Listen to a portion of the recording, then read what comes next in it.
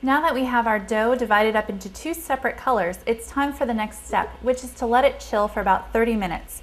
We're just going to put it in the refrigerator so that it can firm up a little bit. Be careful if there's any dye spilled around that you're not getting it all over your fingers. And we're going to place it into two bowls and then just cover with plastic wrap. One of the great things about giving the dough time to rest is that you don't have to let it just sit for 30 minutes.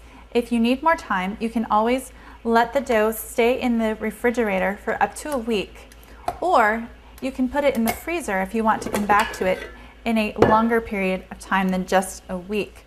So you can probably make the dough about up to a month before you're going to use it. Let's just get this in there. All you have to make sure is that no air is getting to the dough. So if it's in the freezer, you want to put it in a reclosable plastic container, either a bowl, you can put it in a plastic bag, or you can wrap it up in a ball with some plastic wrap.